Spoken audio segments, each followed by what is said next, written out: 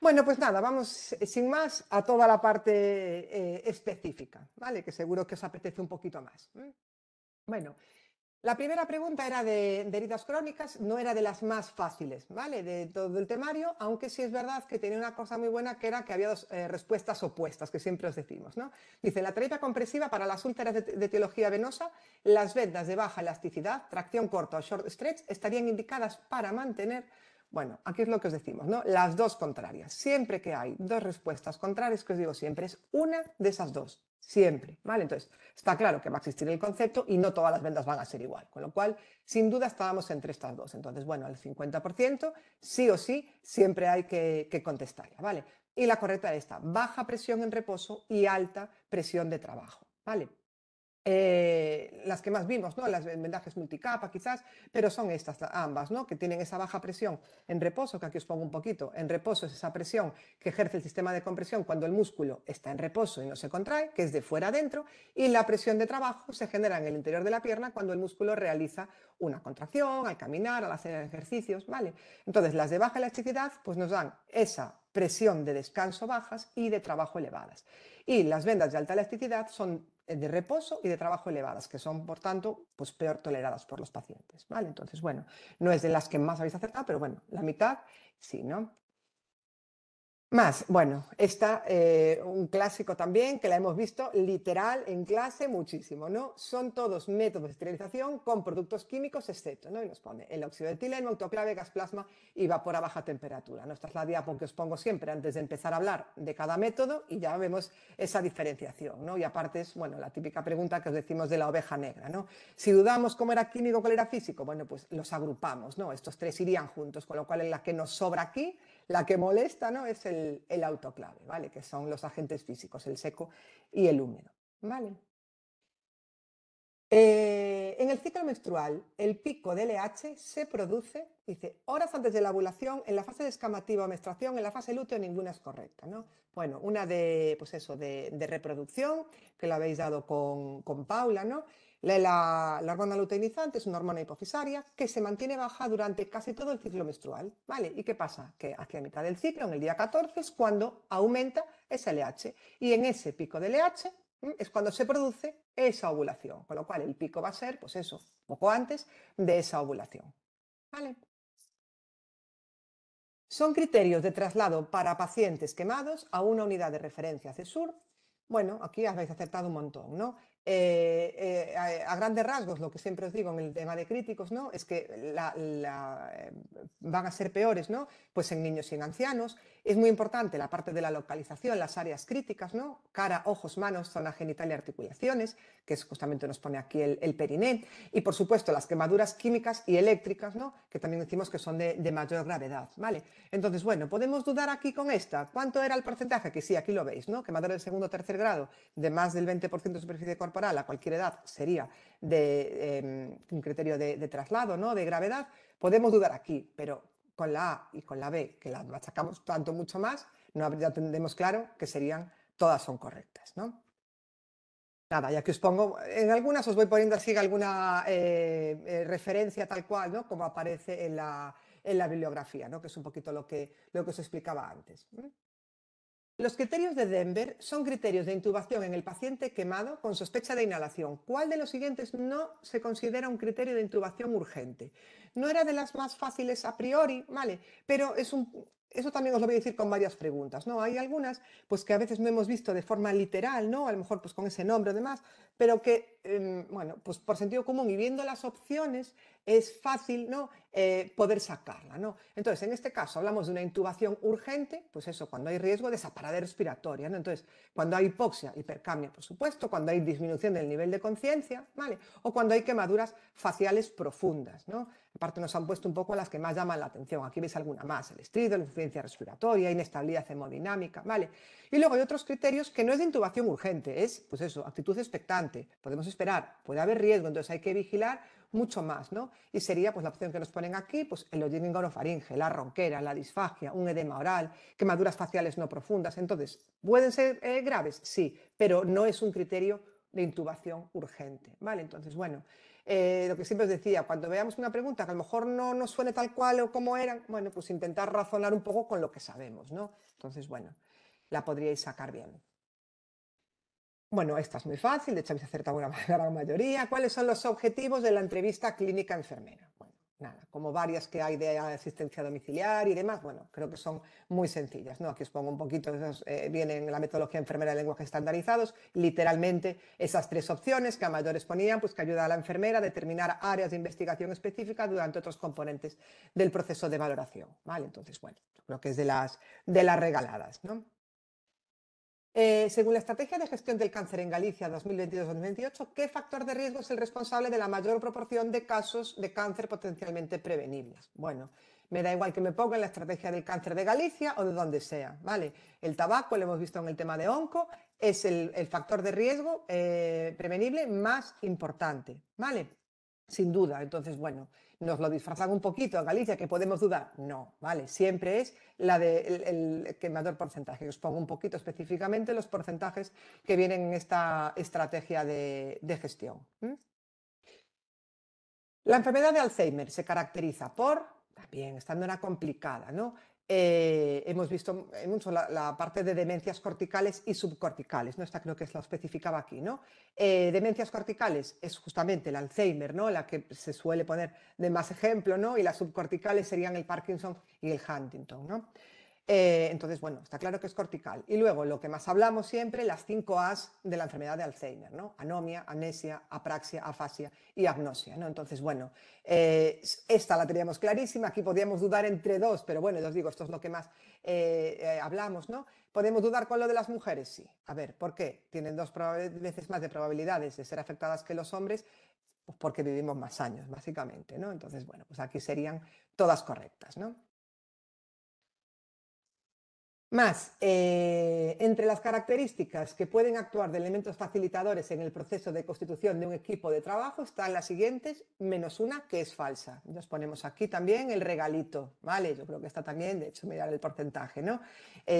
Claramente falsa, ya la primera, ¿por qué? Pues porque, y eso lo sabemos todos, un equipo de trabajo, cuanto más miembros tenga ese equipo de trabajo, pues más difícil va a ser la coordinación, ¿no? Entonces aumenta exponencialmente esa dificultad de coordinación, ¿no? Con lo cual va a trabajar más ineficazmente, ¿vale? Bueno, esta tampoco era muy complicada, ¿no? Es un método barrera para la anticoncepción. Además, se ha hablado justamente de esto en el último simulacro presencial, ¿no? Entonces, anillo vaginal, parte transdérmico, inyección intramuscular, es un método hormonal, ¿vale? Los métodos de barrera, aquí sería el espermicida, que es como uno más, ¿no? Diafragma, el condón masculino, femenino, el espermicida, ¿no? Que hablamos aquí, y la esponja vaginal, ¿no? Entonces, bueno, serían esos. Si os pongo aquí también la pregunta que se dio directamente en el presencial, donde se hablaba, ¿no? del espermicida, que es un método químico y demás, ¿vale? ¿Cuál es la hormona responsable de estimular la reabsorción de sodio y agua en el riñón? Bueno, mirad el porcentaje que habéis acertado. Esta es la diapo que vemos cuando nos toca el tema de renal. Y bueno, a priori nos podemos liar un poco. Si nos hubieran puesto la aldosterona, la antidiurética, algunas de esas hormonas que vemos, igual eran más complicadas. Pero además nos lo pusieron acompañadas de otras que yo creo que, bueno, pues las íbamos a descartar directamente, ¿no? Insulina, cortisol, testosterona, no pintan nada aquí, ¿no? No son de las que hablamos cuando es el tema de la reabsorción de sodio y el agua, ¿vale? Entonces, bueno, aquí lo hablábamos, era en la parte del túbulo colector de la nefrona. ¿Qué es el test de Aldrete? Bueno, este lo hemos visto por activa y por pasiva. Hemos ido dentro de las puntuaciones, hemos hablado de esas puntuaciones máximas, de todo. Y simplemente nos preguntan para qué sirve, ¿no? Que eso es lo que a veces os decía. Muchas de las preguntas, cuando me decíais, ¿cuántas escalas? ¿Cuántos temas con escalas? A ver, de primeras tenemos que saber para lo que son. Y luego ya profundizaremos. ¿Por qué? Porque la mayoría de las preguntas suelen ir enfocadas simplemente a saber para qué se utiliza, ¿no? Entonces, bueno, esta no me la podéis fallar, vamos, ya os lo digo yo, le hemos machacado muchísimo, esta es la vea porque os pongo en el tema. Aquí está, pues se vio además en el simulacro presencial también para esa valoración posanestésica de la CMA, y aquí otra más, ¿no? Se vio en varias ocasiones esta escala, ¿no? Entonces, bueno, yo creo que esta tampoco era nada complicada, ¿no? ¿Cuál de los siguientes factores no se ha relacionado con un mayor riesgo de consumo de sustancias tóxicas en la adolescencia? Vale, aquí poco más que explicaros, simplemente eso, ¿no? Es baja autoestima, ¿vale? En vez de exceso de autoestima, que es lo que nos ponían aquí, ¿vale? ¿Puedo contestar yo a esta pregunta? Sí, Sí, es que además lo he mirado. sí. Que pregunta que hay un tríptico de misterio sobre métodos de barrera que no se incluye espermicida. En muchos sitios el espermicida se incluye dentro, por ejemplo, del diafragma, ¿vale? Se une. Cuando veas el diafragma, tú miras ese tríptico, se pone asociado con el espermicida. Porque cuando estuve buscando para poneros ahí las imágenes, en algunos no venía tal cual, pero sí se asociaba dentro del diafragma, ¿vale? Se ponía que lo nombraba dentro de los métodos de barrera, dentro del otro método. ¿Vale? Bueno, y esta la hemos visto también por activa y por pasiva, ¿no? Podrían haberlos preguntado por balones, por las luces, simplemente para lo que se utiliza, ¿no? La hemos visto muchísimo. Para la comprensión de la compresión de las varices esofágicas sangrantes se utiliza la sonda, pues la sonda de Sestaken, ¿no? Sin duda. Creo que os pongo aquí en algún sitio más donde se vio en el simulacro presencial, os poníamos imágenes con todas esas ondas, se vio en el último simulacro presencial también un poco todas ellas y se nombraba, ¿no? También las Sestaken, con lo cual, bueno, espero que no hayáis tenido problema con esta. Esta también la habéis acertado una gran mayoría. La relación con la administración de nutrición parenteral señale lo falso. Esta la hemos visto en clase porque además este mismo concepto cayó en la última posición del Sergas, ¿vale? Que me acuerdo que la vimos, ¿no? Primero, se deben cambiar los equipos de infusión cada 24 horas, está claro, ¿vale? En la última posición del Sergas cayó tanto la de la enteral como de la parenteral, que era cada 24 horas, con lo cual lo hemos recalcado muchísimo, ¿no? Que antes de su administración se debe atemperar la fórmula, también. De hecho, la pregunta que había caído en esa OPE era precisamente la falsa, en la que decía que se administraba directamente de la nevera, ¿no? Se utilizarán siempre bombas de infusión, pues está claro, ¿no? Eso lo tenemos bien claro, con lo cual la falsa que nos queda es esta. En caso de algún retraso en la administración, se acelerará el ritmo de infusión. No, ¿vale? No se debe acelerar la infusión de nutrición parenteral si va retrasada, ¿vale? Marusha, una gestante de 9 semanas, se muestra preocupada por el cloasma gravídico. Usted le explicará, bueno, ¿qué teníamos que saber? Lo que era, ¿vale? Sabiendo lo que era, sabemos perfectamente cuál es la medida que le tenemos que indicar, ¿no? El cloasma gravídico, si es que son esas manchas que aparecen en la carne realmente por el sol, ¿no? Y que tienen el problema de que pueden atenuarse tras el parto, ¿no? Pero pueden a veces quedar igual ahí. Entonces, ¿qué hay que hacer? Pues utilizar protector solar, sombrero, gafas de sol, evitar las horas de más sol del día, ¿vale? ¿Mm? Otro clásico, las heces que se expulsan por una ileostomía. Bueno, hemos visto mil veces cómo son las heces en cada parte del tubo digestivo, ¿no? Que cuanto más distal sea esa ostomía, decíamos, más sólido es el contenido que drena, ¿no? Las ileostomías son las más líquidas, continuas. Hablamos muchas veces del tipo de bolsa, ¿no? Que había que usar en las heces líquidas que venían de la ileostomía, con lo cual, bueno, no hay duda, ¿no? Porque a veces este tipo de preguntas nos lían cuando nos ponen el semilíquido, semisólido, que sí. Bueno, aquí ni siquiera nos ponen semilíquidas, con lo cual, sin duda, ¿no? Sería esa C. Y vimos además un poquito, se hablaron también de las ostomías un poco en el último presencial. Otra de heridas crónicas. Con relación al biofilm o biopelícula en las heridas, esta también, a priori, nos pueden sonar ahí muchas palabras que nos lían un poquito, ¿no? Pero justamente esta es la imagen que os ponía explicándose el biofilm, ¿no? Y que sacamos de aquí dos de las opciones, ¿no? Os decía que el biofilm es una agregación de bacterias y hongos que segregan una matriz de protección. Os explicaba además cómo se iban uniendo unas a las otras y cómo se iban protegiendo con todo esto, ¿no? Con esa matriz, ¿no? Y que se adhieren firmemente a la superficie. Con lo cual ya teníamos que sacar sin duda esta, ¿no? Que son bacterias fenotípicamente distintas, adheridas, esta es la clave, al lecho de la herida y que están rodeadas de una matriz extracelular adhesiva que les confiere protección, ¿no? Esta imagen que os ponía aquí. Esto nos podría leer un poco. Poseen quórum, sensins, canales. ¿Lo poseerán? Me da igual. A y la C son correctas, con lo cual todas son correctas. ¿Vale? Bueno, una del ITB, que esto también lo hemos visto muchísimo, ¿no? Conociendo que la valoración ITB, índice tobillo-brazo, es de 1,1, ¿qué tipo de lesión tenemos ante nosotros? Bueno, ¿qué es lo primero que teníamos que hacer aquí? Pues recordar bien o escribirla a la hora del examen, ¿no? La tabla con esos valores normales, ¿no? y anormales. Nos dice que es 1,1. Entre 1, 1,3 son valores normales, ¿vale? Con lo cual, esta que dice ligera afectación arterial, ni ligera, ni mucha, ni poca. Nos olvidamos, no hay afectación arterial. Aquí dice, existe calcificación arterial severa. Esto sería a partir de 1,3, con lo cual 1,1, ¿vale? En la D, isquemia arterial severa, por lo que estaría lo mismo. Isquemia arterial severa sería por debajo de 0,5, ¿vale? Con lo cual, la única correcta nos quedaría esta, y vamos a verla, ¿no? Dice el ITB, porque esto también habéis tenido ahí dudas, ¿no? Pues por ahí no sé, una lesión venosa. Dice el ITB sirve para conocer la existencia o no de afectación arterial. Eso es cierto, ¿vale? El ITB sirve para eso, ¿no? Y orientar el tratamiento compresivo que estaría indicado al ser una lesión venosa. Puede tener una lesión venosa, ¿por qué no? Si tiene una lesión venosa, tenemos un paciente con esa lesión en miembro inferior, con ese índice de ITB 1,1, pues está claro que no va a ser un tema arterial. Puede ser, ¿no? Entonces, lo que nos indica el ITB es si existe o no esa afectación arterial y nos puede orientar a que sea una lesión venosa y cómo se realizaría ese tratamiento compresivo. Yo en esta la verdad es que no veo dudas, sobre todo porque es que las otras tres son claramente falsísimas, ¿vale? Entonces, bueno, aquí no he visto de dónde tirar para que podáis impugnar esta pregunta, ¿no? Bueno, y aparte os pongo aquí alguna pregunta que vimos en el presencial, donde hemos visto bien las cifras, ¿no? Donde hablamos de cuándo es la lesión arterial crítica y demás, ¿vale? Otra más en varios, esto lo hemos visto en varias, ¿no?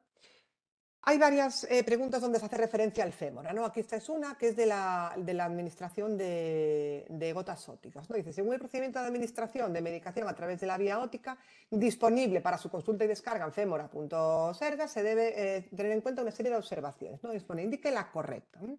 Y aquí os voy poniendo el por qué son incorrectas estas, ¿no? Tal cual el protocolo, creo que os lo pongo después. ¿Es importante dirigir las gotas hacia la membrana? No, ¿vale? Se especifica no dirigir las gotas hacia la membrana del tímpano porque puede producir dolor. Esta tampoco sería, porque una vez administrado el tratamiento se pondrán gasas o algodón en el conducto auditivo. Dice no, ¿vale? No se han de poner gasas ni algodón en el conducto auditivo porque para evitar que esos apósitos absorban por capilaridad parte de la medicación, que supondría una disminución de la eficacia. Creo que Berta me añadió aquí justamente. Yo creo que vimos esto, ¿no? en un presencial, justo, ¿no? Aquí está, ¿no? Que una vez administrado el tratamiento, ha de poner una gasa en el conducto auditivo, bla, bla. Esta era la falsa, ¿vale? Entonces, esta, tal cual, con esta opción la vimos en el presencial, ¿no? Y luego esta, el fármaco debe estar a una temperatura aproximada de 60 grados, yo creo que ya no hace falta ni explicarla, ¿no? Si nos ponemos unas gotas con esa temperatura, ¿no? El fármaco ha de estar a una temperatura similar al cuerpo, ¿no? Con lo cual nos queda solamente esta como correcta y que además tiene sentido, ¿no? Da de sentido común. Es imprescindible conocer el estado de la membrana timpánica, ya que si está perforada, la medicación pasaría al oído medio y existiría riesgo de complicaciones, ¿vale? Aquí os pongo la imagen con el fémora, donde están tal cual esos 4 puntos, ¿vale? Donde serían las incorrectas y esta que sería la correcta, ¿no? Esta segunda, ¿vale? Nada, os pongo aquí también pues, imágenes, ¿no? de las preguntas que hemos visto en el simulacro presencial de la vía óptica, en la que os comentaba que literalmente vimos esa parte de la gasa, ¿no? Nada, alguna más, nada, que veáis que esto, vamos, no hay duda, ¿no? Bueno, una de las de hemofiltro, ¿no? De hemofiltro hay alguna más y lo mismo, de primera es la que como os comentaba antes. Sí que es verdad que vemos esto de diálisis y no hemos trabajado allí, nos pone un poco más complicado, pero es analizar un poquito bien y pensar y razonar, ¿no? Aquí en la que nos pregunta es, dice, según las TCRR, terapias continuas de reemplazo renal, una de las terapias utilizadas es la hemodiafiltración venosa continua, ¿no? Lo que es el hemofiltro, ¿no? Si la indicación de anticoagulación se realiza con citrato, ¿dónde se produce esta? Vale, entonces, sabiendo un poquito lo básico, ¿no? Vamos a ver, el hemofiltro se coagula se anticoagula con heparina, ¿vale? Entonces, lo habitual, ¿no? Aunque cada vez menos, ¿no? Es utilizar heparina, ¿vale? Entonces, si nos dicen que hay una indicación para hacerlo con citrato, ¿por qué va a ser? Bueno, pues porque muchos pacientes en estado crítico no van a tolerar el tratamiento anticoagulante con heparina, ¿vale? La heparina que es sistémica, debido al riesgo pues, de agravar hemorragias, la coagulopatía aguda y demás, ¿vale? Entonces, si vamos a administrar citrato es precisamente porque no se puede administrar heparina sistémica por culpa de ese riesgo de hemorragias o demás. Entonces, ¿por qué se utiliza el citrato? Pues porque lo que anticoagula no es al paciente, es al circuito extracorpóreo, ¿vale? Y reduce al mínimo, elimina ese riesgo de complicaciones hemorrágicas y demás, ¿no? Entonces, las tres preguntas eran, a ver, no está indicado para el PCR, pues sabemos que sí. Las tres eran, o que se produce en el cuerpo del paciente, que se producen ambos, o que se produce en el circuito extracorpóreo. Bueno, pues cuando utilizamos el citrato es porque no se puede utilizar heparina. Vamos a utilizar el citrato. ¿Por qué? Pues porque solamente se va a reducir a ese circuito extracorpóreo. ¿Vale? Voy muy embalada, creo. Como siempre. Venga, más. Bueno, del envejecimiento, cada uno de los cambios, ¿no? Que también hemos machacado mucho, ¿no? Son todos cambios producidos por el envejecimiento, excepto uno. Indique cuál, ¿no? Vamos a ver las que sí son, ¿no? Disminuye la masa ósea dentro de la parte del músculo esquelético, sin duda, ¿vale? Está claro. Hablamos mucho, ¿no? De esa disminución de la, bueno, pues hablamos de la osteoporosis, hablamos de todo eso, ¿no?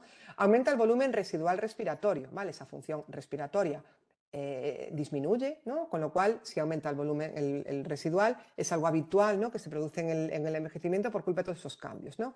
Y luego, que disminuye el gasto cardíaco, pues también, ¿no? Disminuye, es una de esas a nivel del corazón, ¿vale? Entonces, podríamos dudar un poquito en el tema de la grasa, porque sí es verdad que durante el envejecimiento se produce un aumento de la grasa corporal total, que se distribuye además de manera diferente, ¿vale? Aquí está un poco la clave. La grasa aumenta a modo global, aumenta a nivel intraabdominal, en el interior del hígado, en otros órganos, pero disminuye, ¿vale? La grasa subcutánea. Esta pregunta la hemos visto en el foro, ¿vale? Cayó en un test y la hemos hablado en el foro, ¿no? Porque además tú dije, claro, ¿cómo? No es que aumenta, ¿vale? Aumenta a modo global, pero se distribuye de manera diferente y a nivel subcutáneo disminuye, ¿vale? Por eso esa era la falsa, ¿vale? Pero lo mismo, yo creo que las otras las podíamos sacar sin problema. Indique cuál es la solución de clorhexidina de elección para la canalización de un catéter venoso periférico según Flevitistero. ¿Vale? Entonces nos ponen aquí toda la solución de clorhexidina y nos ponen la acuosa, la alcohólica, la jabonosa o la acuosa al 002. ¿Vale? Entonces, bueno, aquí os pongo en el protocolo, ¿no? Cómo se especifica, pero bueno, que además es nuestro día a día. ¿Vale? Lo que utilizamos para canalizar un catéter venoso no lavamos con solución jabonosa. ¿Vale? No utilizamos la solución acuosa que utilizamos en las heridas. No utilizamos la solución alcohólica al 2%. ¿Vale? En muchas recomendaciones dicen mínimo, ¿no? Por encima del 0,5, pero en el protocolo de Flevitistero ya nos ponen directamente al 2%. ¿Vale? Al servicio de urgencias llega Rosa, sintomática, sudorosa, con palpitaciones y acción de mareo. En el electro se objetiva fibrilación auricular con respuesta ventricular rápida. Se va a realizar una cardioversión eléctrica, para lo que tendremos en cuenta. Bueno, esta es la imagen que os pongo en el tema de cardio, ¿no? Para diferenciar la desfibrilación de la cardioversión, ¿vale? En la cardioversión, el paciente está consciente, ¿vale? Lo que hacemos es monitorizarlo y tiene que hacerse de forma sincrónica, ¿vale? De hecho, se llama cardioversión sincronizada, ¿vale? Tiene que descargar esa chispa en esa onda R. Y para eso, como el paciente está consciente, lo vamos a sedar, ¿no? En la desfibrilación, no, en la desfibrilación hay una fibrilación ventricular, una taquicardia ventricular sin pulso, el paciente está en parada, ¿vale? Entonces, no se hace sincronizado, el paciente no se va a sedar, está parado, ¿vale? Y se hace esa descarga inmediata. Con lo cual, son correctas, ¿no? Que hace falta para la cardioversión esa analgesia y esa sedación y que la descarga, por supuesto, será en modo sincrónico, ¿vale? La desfibrilación lo antes posible va a ser eso, va a ser una desfibrilación, pero es que justamente en la cardioversión no hacemos una desfibrilación, ¿vale? Con lo cual, nada, yo creo que tampoco tendréis que tener problema. Nada, que os pongo un poquito el algoritmo ese, también que veáis en artículo donde podemos directamente ver esto. Y esta tiene mucha amiga, ¿no? Habéis fallado, de hecho, aquí muchísimo, ¿no? Hay un porcentaje muy pequeño de personas que la han acertado y os diría que yo la primera, ¿vale? Porque yo ya leí esto y ya vi el techo de cristal, probablemente como muchos de vosotros, ¿no? El fenómeno por el cual las mujeres van desapareciendo, aquí está la clave, ¿no? La parte de las carreras científicas a las que van accediendo debido a las limitaciones y obstáculos que se encuentran, ¿vale? No es el techo de cristal, ¿vale? Es lo que se llama el leaky pipeline, ¿no? Que es la tubería que gotea, ¿no? Aquí se refleja un poquito, ¿no? Pues como con el paso del tiempo, ¿vale? Pues las mujeres se van descolgando, ¿vale? De todo esto, pues por todos esos obstáculos, ¿no? Obstáculos, pues que son esos los estereotipos, los prejuicios, la falta de conocimiento sobre todo este tipo de carreras científicas, la discriminación, falta de referentes, falta de mentores. Bueno, pues poco a poco, pues cada vez van menos, hasta que quedan muy pocas, ¿no? Llegando a la parte investigadora, ¿no? Entonces es lo que se llama tubería que gotea, ¿vale? Yo creo que esta era de las más... ya no complicadas, sino que de las típicas que leemos y que ya vamos directas, ¿no? Y no vemos más allá, ¿no? Entonces, bueno, pues ahí está el leaky line, ¿no? Bueno, está clásico, cuando vimos el tema de digestivo, os puse dos. Una con la posición donde se preguntaba en decúbito lateral izquierdo con la pierna derecha flexionada, que era en no sé cuántas oposiciones que nos ponía ahí, y de la posición de SIF. Nos ponía las dos preguntas que os decía que era de las preguntas que más caen en todas las OPEs, pues siguen cayendo, ¿vale? Entonces, posición de SIMS o decúbito lateral izquierdo para administrar ese enema, ¿vale? Yo creo que estas eran también de las más regaladas, ¿vale? Sobre todo de las que habéis estudiado bien y machacado bien todas estas partes, ¿no? Esta lo mismo, ¿vale? Esta también la hemos machacado muchísimo. A una mujer embarazada, ¿qué vacuna no hay que administrarle? Hemos visto varias preguntas de este tipo. Las vacunas vivas o las vacunas vivas atenuadas o las vacunas inactivas, ¿no? Muertas. Embarazadas, pacientes inmunodeprimidos, no se les pueden poner vacunas vivas o atenuadas, ¿no? Y una de ellas es pues la triple vírica, ¿vale? Os digo, hemos visto varias preguntas donde preguntaban, bien por inmunodeprimidos, bien por embarazada, que la varicela, que no, caían muchísimas, ¿no? Entonces, en este caso yo creo que no hay que tener duda. Y luego, aparte, hacíamos al final de todo del tema un repaso de las vacunas que se ponían en la embarazada y cuáles eran las que estaban contraindicadas, ¿no? Y, por supuesto, pues esa triple vírica, ¿vale? Nada, aquí os dejo el cuadro vacunal, donde se ve también esas vacunas que sí se ponen, ¿vale? Y luego aquí está otra de los sentidos, creo que es la única así de los sentidos, ¿no? que cayó. ¿Con cuál de las siguientes pruebas podemos valorar las discromatopsias, ¿vale? Que son las alteraciones en la percepción de los colores, lo que es el daltonismo, ¿vale? Y nos ponía el test de Snellen, que sí que lo hemos visto muchísimo más, con lo cual esa la descartamos. Ha caído, creo que os ponemos aquí también, la vimos en un simulacro presencial, ¿no? La carta de Snellen para la agudeza visual. Quizás podríamos tener aquí más dudas con la carta de Jagger, ¿vale? Que esa no se ha machacado tanto porque sirve para la agudeza visual de cerca, ¿vale? Pero bueno, aquí estaba el test de Allen, que lo hemos machacado también en el tema de Respi muchísimo, ¿no? Que sirve para valorar la circulación colateral antes de una punción arterial. Entonces, la que nos queda, cartas de Ishihara, ¿vale? Que es esta de aquí, ¿no? Que os sonará que se le pone mucho eso a los niños en todas las revisiones, que lo que tienen que ver es esos números, ¿no? Cuando están con esas gafas, además, ¿no? Vale, nada, esta la vimos, pues venga. Pedro tiene una lesión en el miembro inferior izquierdo que le permite apoyar el pie, pero que le obliga a usar bastón durante la marcha. ¿Qué le recomendaríamos? Esta la vimos en clase y la vimos en el repaso de este tema, ¿vale? Esta es la diapo que ponemos aquí. Mirad, justamente os decía, cuando está indicado el bastón, que es lo que nos pone aquí, pues justificado en debilidad muscular de un miembro inferior para aliviar dolores articulares, ampliar la base de sustentación, compensar deformidades. ¿Y qué os decía? Que debe usarse en el brazo contrario a la pierna afecta, ya que así se produce un patrón de la marcha normal y se aumenta más la base de sustentación. Esta también es una de las cosas que os he machacado mucho porque es una pregunta muy habitual. Nos podían haber preguntado la de subir y bajar escaleras, que esa también la preguntan mucho y esa nos trae un poquito más por el camino de la amargura. Yo creo que esta fue bastante asequible. Ante una persona con signos de atragantamiento tras una comida, que se echa las manos al cuello, que tiene respiración sibilante y que reclama nuestra ayuda con sus manos porque no puede hablar, deberíamos. Bueno, algoritmo de Obace, también lo vimos hasta la saciedad. ¿Qué os decía aquí? Siempre hay que fijarse primero en si el paciente tiene una obstrucción leve o grave, ¿vale?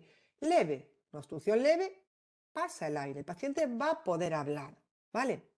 Aquí ya hablamos de una respiración sibilante, no puede hablar, con lo cual ya hablamos de una obstrucción grave de la vía aérea, ¿no? Sabiendo que es grave, La única diferencia es que si está consciente o inconsciente, ¿no? Nos dice que lleva las manos al cuello, no está inconsciente, ¿vale? Con lo cual, no sería tampoco esta, ¿no? Esta parte de aquí. Con lo cual, ¿qué nos queda? Pues los 5 golpes interescapulares y las 5 compresiones abdominales. Yo creo que esto también lo hemos machacado mucho, mucho. Dice que no es una función completa. Sí, la parte de aquí que no puede hablar, ¿vale? Se especifica además que si puede hablar, sería leve, ¿vale? Pero no puede hablar, con lo cual hablamos de grave, ¿vale? La sibilancia no quiere decir que no sea Claro, sí, sí. Completa, Sí, sí. claro. Completa Es que si fuera completa, ya pasaríamos al poquito al otro lado, aunque está inconsciente, ¿no? Vale, esta del electro, que normalmente, claro, siempre os digo, además en el Sergas les gusta mucho las preguntas de las derivaciones precordiales, ¿no? El saber dónde están esas, ¿no? ¿Y qué? Me gustaría hacer Pues dale, Berta. Sí, en esta pregunta... Tienes el audio, ¿no? Sí. Ahí. En esta concretamente me gustaría hacer una... Sí, parecía. Perdón. En esta concretamente... Puedo desactivar.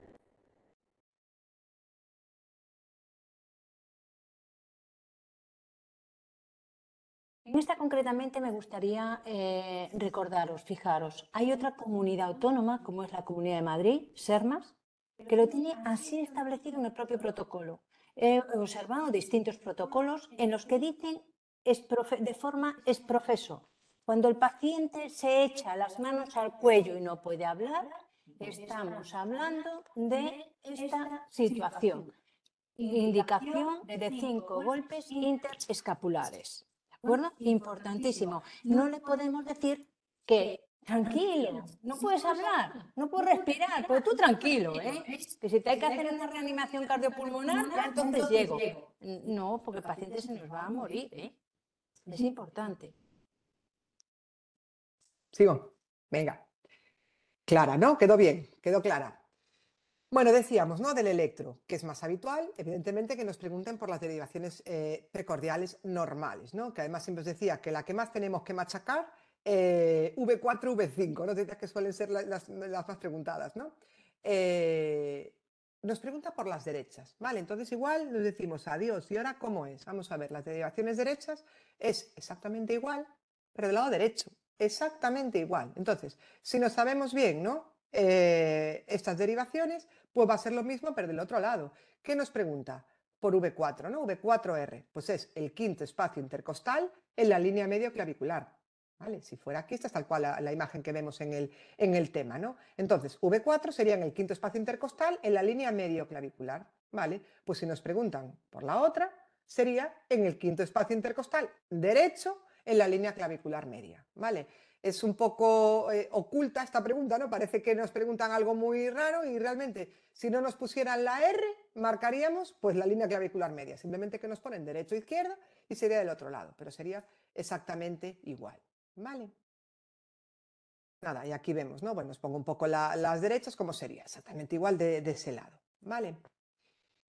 Esta, en el tratamiento inicial de una fractura de un miembro antes del traslado al hospital, bueno, pues en estas tres ya serían falsas porque no vamos a alinear la fractura antes de su inmovilización, hay más riesgo de lesión en nervios y otras estructuras, lo mismo que esta, no haremos una tracción manual rápida y segura y evidentemente lo del nunca ya sabéis que nunca funciona, ¿no? Nunca inmovilizaremos, no, claro que se inmovilizará la articulación, ¿vale? Y luego esta es muy razonable, de hecho hay una pregunta después del balón de contrapulsación que también no teniendo mucha idea, teniendo esta opción es muy razonable, evidentemente vamos a valorar la perfusión distal antes y después de la inmovilización. Aquí podemos tener dudas. ¿Será? ¿No será? Pues, pero vamos, que está claro que tenemos que valorar el miembro antes de inmovilizarlo y después, yo creo que eso está clarísimo, ¿no?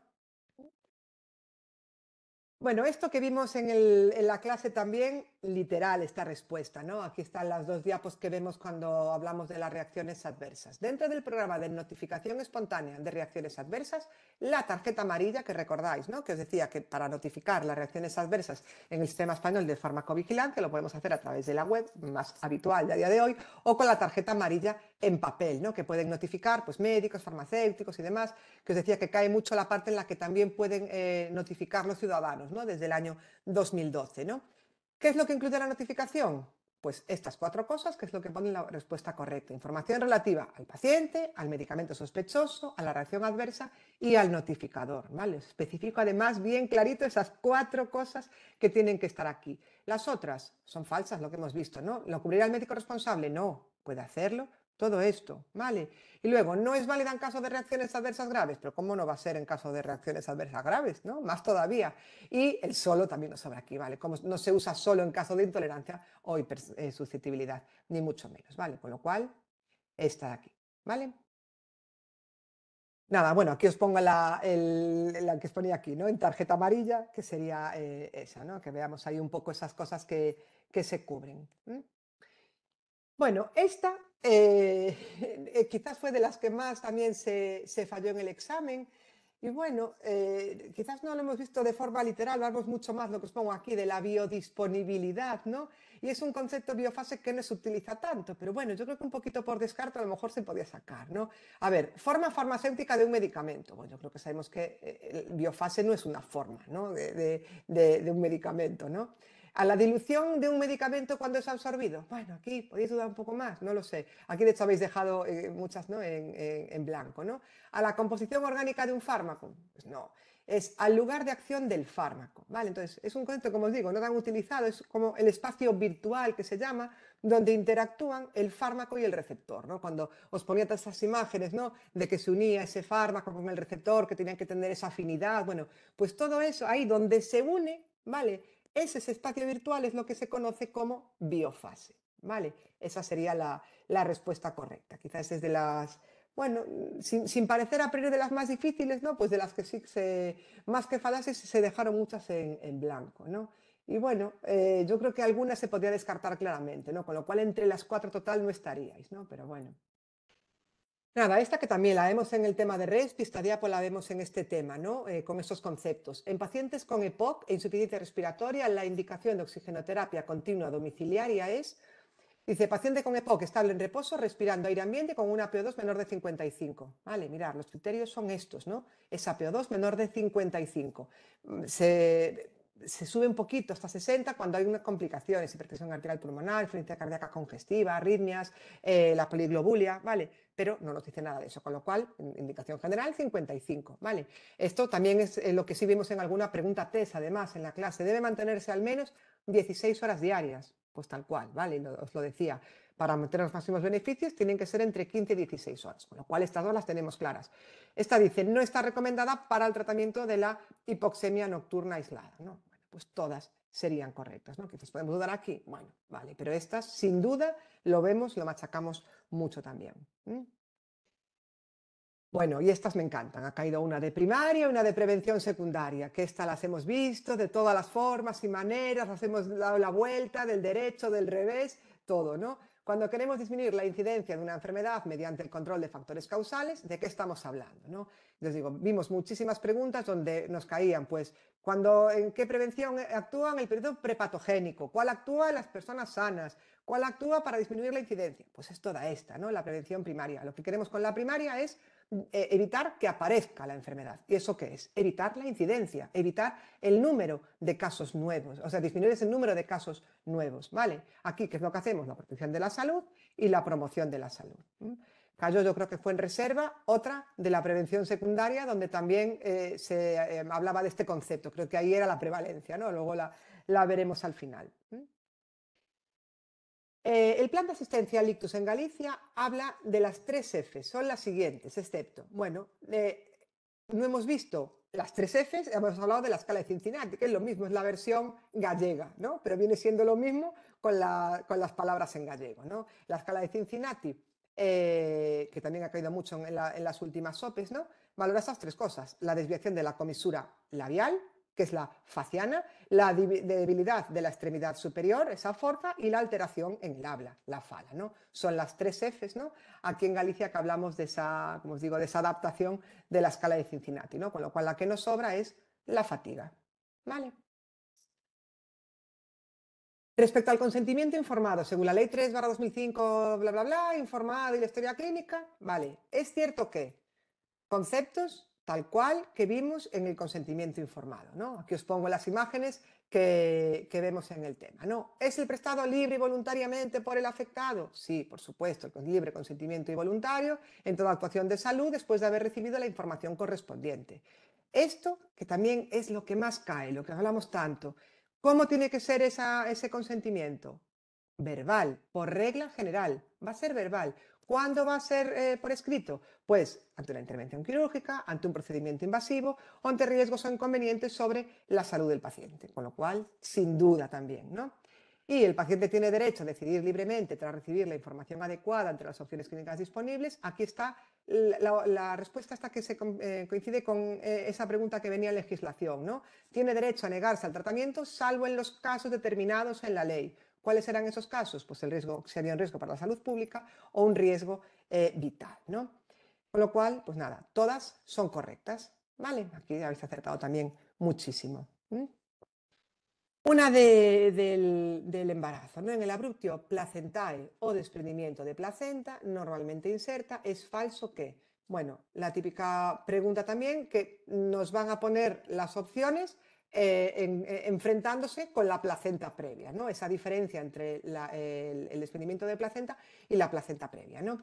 Entonces, en el desprendimiento de placenta, el inicio es brusco, ¿vale? Con lo cual estás correcta. La placenta previa es cuando es lenta. Existe una hipertonía uterina y es dolorosa. Está claro que sí, ¿vale? No es dolorosa en la placenta previa. Y hay pérdida de bienestar fetal, ¿vale? Generalmente, pues está muerto, ¿vale? En la placenta previa, normalmente no, ¿vale? ¿Dónde está la cuestión aquí? El sangrado. En una el sangrado es rojo vivo y en otra es oscuro, ¿vale? Entonces, en el desprendimiento de placenta, el sangrado es rojo oscuro. ¿Por qué? Porque esa sangre, ¿vale? Se está quedando ahí acumulada y cuando sale, sale ya oscurecida, ¿no? Por decirlo así. En la placenta previa, ese sangrado es rojo, ¿vale? Rutilante, que os pongo roja, rutilante, líquida, ¿vale? ¿Sí? Ay, vete mirándola tú, si no, no ando. La capacidad de un agente patógeno para instalarse y multiplicarse en los tejidos produciendo o no enfermedad es la definición de también estos 4 conceptos que hemos machacado y muchos simulacros también y demás, ¿no? Contagiosidad, infectividad, patogenicidad y virulencia. Muy habitual que nos pregunten por uno de esos 4 conceptos. La contagiosidad es la transmisión, la capacidad de propagarse. La infectividad, que es lo que nos preguntan, es una vez que se ha contagiado, pues la capacidad que tiene ese organismo de una vez que ha llegado, pues se instala y se multiplica. Pero no quiere decir que vaya a producir la enfermedad. Para que produzca la enfermedad hablamos de patogenicidad, ¿vale?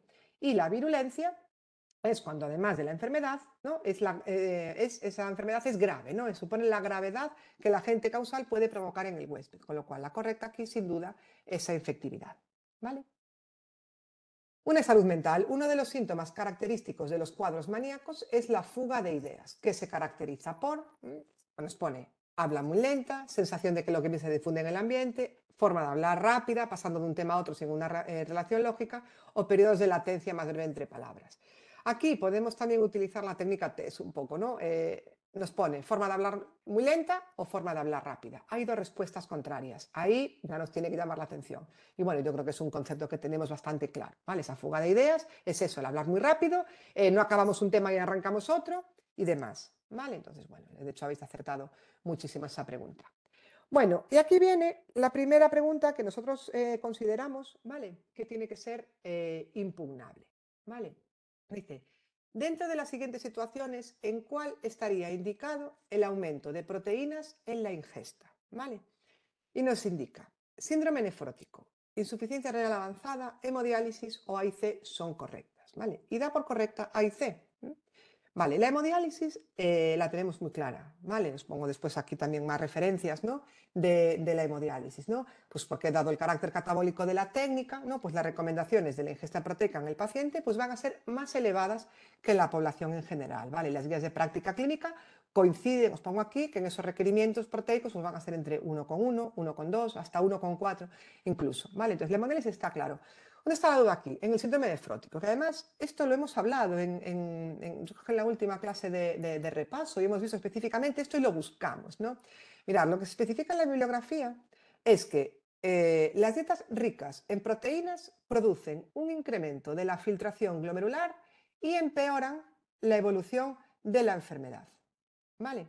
Entonces, eso de que está indicado el aumento de proteínas no lo vemos claro, ¿vale? Os ponemos aquí varias referencias que se pueden utilizar, ¿vale? Para esta impugnación, ¿no? Aquí está un poco lo de la hemodiálisis, ¿no? Que decíamos ese aumento, sí, ¿vale? Esas proteínas, sí que en la hemodiálisis está contemplado, ¿no? Pues ese aumento, ¿no? De proteínas, ¿vale? Pero en la, no sé cómo pone aquí, aquí estaría aquí, ¿no? Esperar, no sé dónde venía, la del síndrome nefrótico, aquí está, ¿no? Entonces, ¿quiénes se benefician, ¿no? Eso que viene en la guía que os puse aquí, ¿no? ¿Quiénes se benefician de la restricción proteica? Enfermedad renal crónica, síndrome nefrótico, ¿vale? Entonces, el síndrome nefrótico, ¿vale? Se beneficia especifica incluso que se beneficia de una restricción proteica, pero como os decía aquí, a veces ya no es tanto reducir, sino no aumentar, ¿vale? Vuelvo a repetir, se especifica que las dietas ricas en proteínas empeoran la evolución de la enfermedad, con lo cual no vemos nada clara que esta opción la ponga aquí como correcta, ¿vale? Hay mucha bibliografía que apoya que esto va a ser que no, ¿vale? Entonces nada, os dejamos aquí una serie de referencias con esto y bueno, yo creo que esta pregunta a nuestro modo de ver sí que es una de las que consideramos sin duda impugnable, ¿vale? No, ya veis que no nos hemos dedicado a impugnar todo el examen ni muchísimo menos, ¿no? Creo que la verdad en general son bastante claras en general, ¿no? Pero bueno, esta sin duda para nosotros sí sería impugnable, ¿vale? Preguntan aquí si nos van a dar soporte, sí, ¿no? Venga, sí. Sí, sí, todo esto se va a subir, ¿vale? Calcule el aporte hídrico empleando la regla de Holiday correspondiente a un lactante de 13 kilos. Bueno, una regla también en deshidratación y demás, pues muy utilizada, ¿no? Esta regla lo que nos dice es que en los primeros 10 kilos se multiplica cada kilo, ¿no? Por 100 mililitros. Los segundos 10 kilos se multiplica cada kilo por 50 y los siguientes por 20. Entonces, nada, hacemos ese cálculo, ¿no? Los primeros 10 kilos, 100 por 10, tenemos 1000 mililitros. Son 13 kilos, con lo cual nos faltan 3. 3, estamos en los segundos, por 50, serían 150. La suma, 1150 en 24 horas. ¿Vale? Bueno, y esta no daba crédito cuando la vi, ¿vale? La escala de Zarit.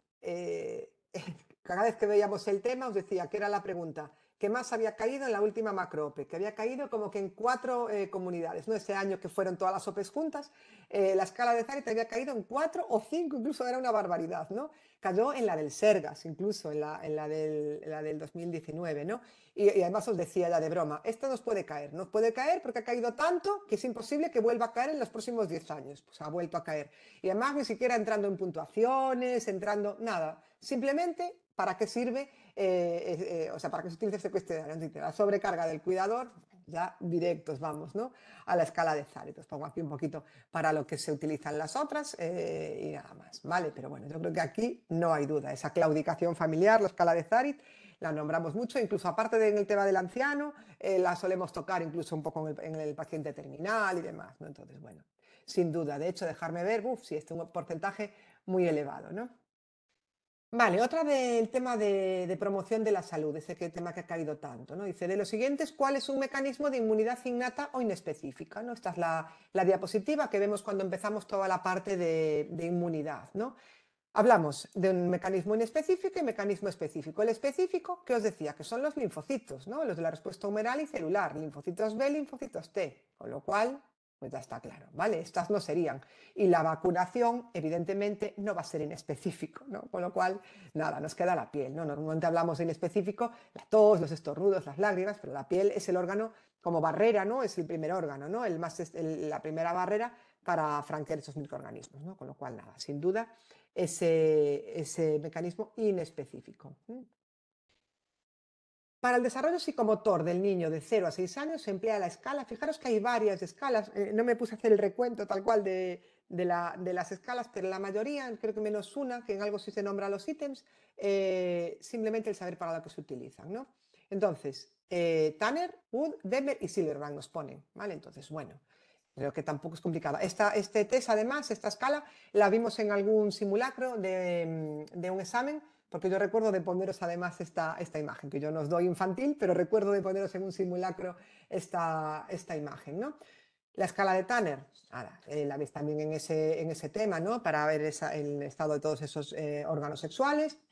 En la pubertad, la escala de Wood-Downes sirve pues, para valorar la gravedad, ¿no? De la bronquiolitis o la crisis asmática, y la escala de Silverman-Anderson valora la dificultad respiratoria en el recién nacido, ¿no? Esta quizás de todas estas dos las utilizamos y las vemos mucho, ¿no? en los test. Así que nada, sin duda, esa escala de Denver, ¿vale?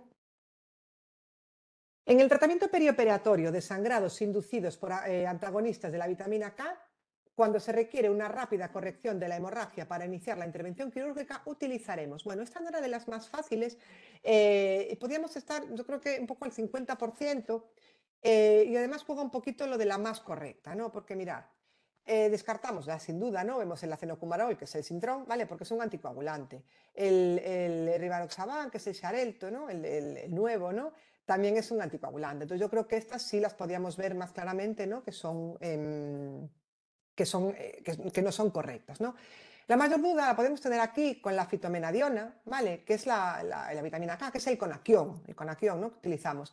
Y que también está implicado ahí toda la parte de la vitamina K y demás. ¿Qué pasa? Que la más correcta es esta, porque nos está especificando además cuando se requiere una rápida corrección de la hemorragia para iniciar la intervención quirúrgica, ¿vale? Y eso tal cual viene en esta medicación, ¿no? Que es el Optapro, ¿no? Es este complejo de protombina humano. Yo creo que aquí podríamos dudar un poco, pero no es ni mínimamente impugnable, ¿vale? Porque esta, sin duda, entre estas dos, es la más correcta, es la que se especifica para que tiene esta indicación, ¿vale? En ese caso de querer esa corrección rápida.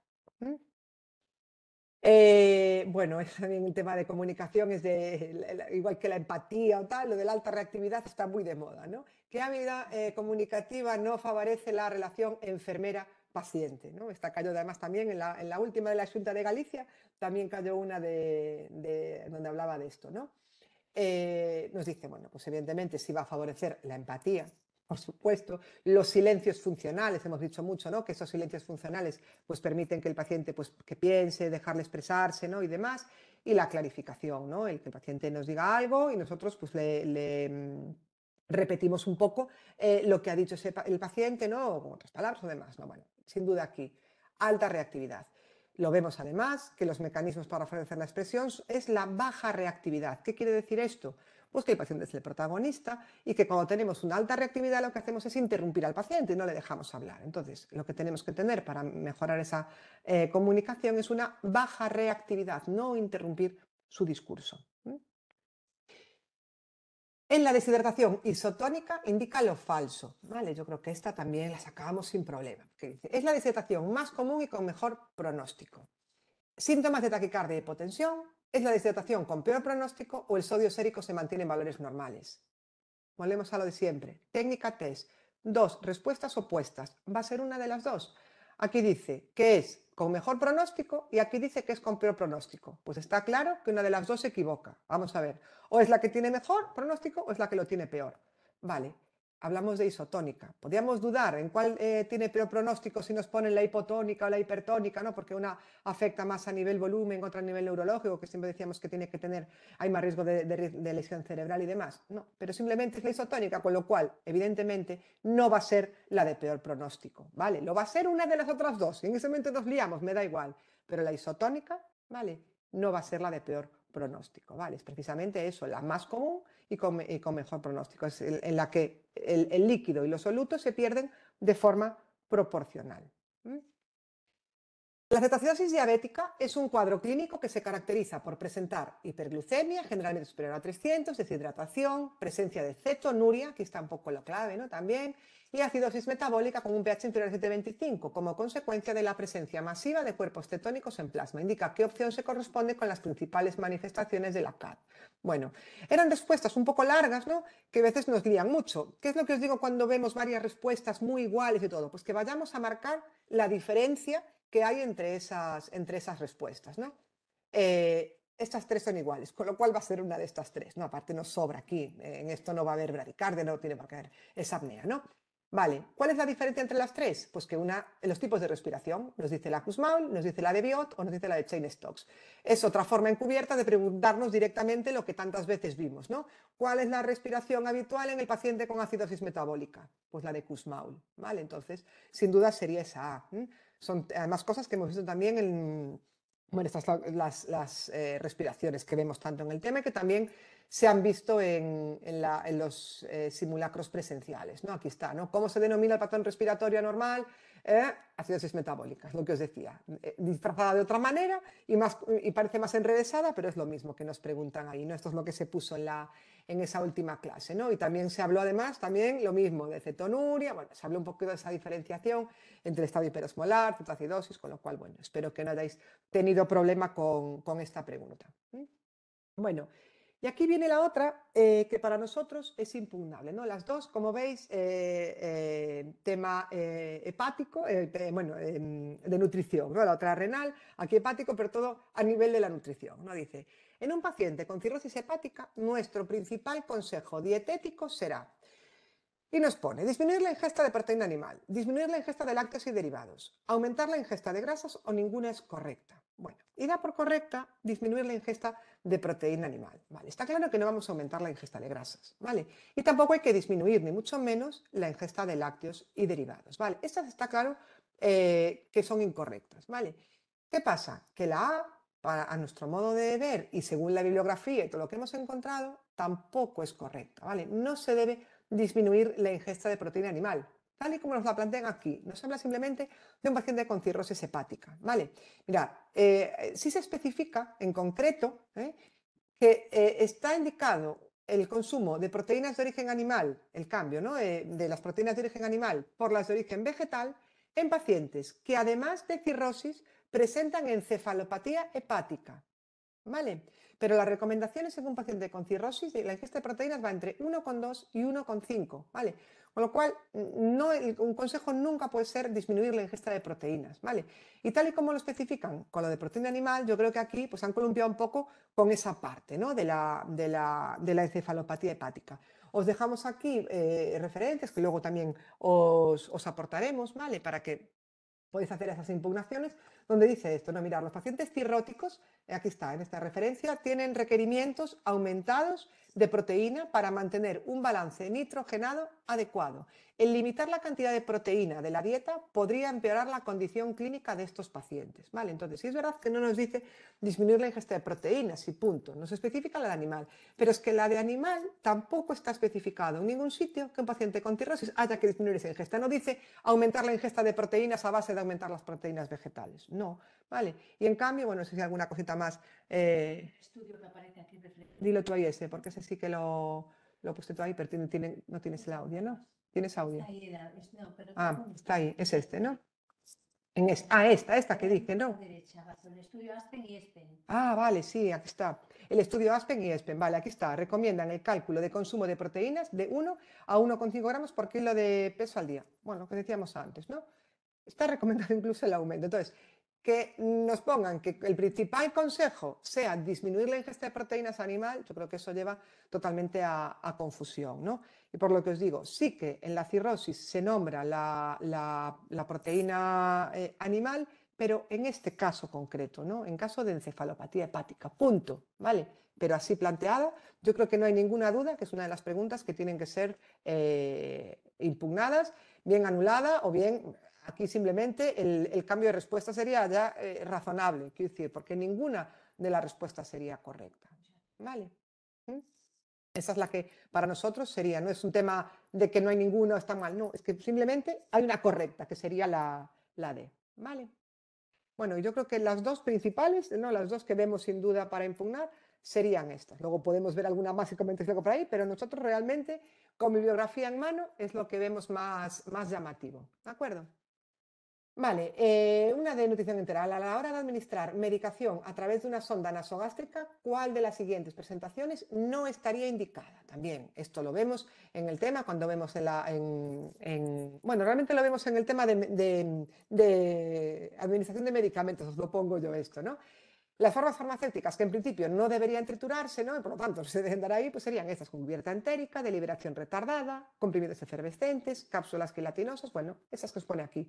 Con lo cual no va a estar indicado, comprimidos de liberación retardada, comprimidos sublinguales, comprimidos con cubierta entérica, ¿vale? Con lo cual ninguna de esas opciones estaría indicada. Habéis acertado una gran mayoría. Bueno, aquí dice, a efectos de lo dispuesto en la orden de 11 de diciembre de 2013, por la que se regula el sistema básico de la Red Gallega de Vigilancia en Salud Pública, se considerará brote o situación epidémica.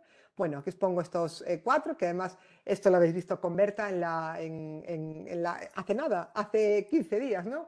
En la videoconferencia de hace 15 días, que os nombró específicamente, ¿no? En la definición de brote con todo esto, ¿no? La aparición de una enfermedad, problema o riesgo para la salud en una zona hasta entonces libre de ella, presencia de cualquier proceso relevante de intoxicación aguda colectiva de causa accidental, bueno, es tal cual, esas opciones, ¿no?, que nos ponen aquí, con lo cual nada, no hay duda de que aquí todas serían correctas y lo habéis visto y hace nada, con lo cual espero que también no la hayáis fallado.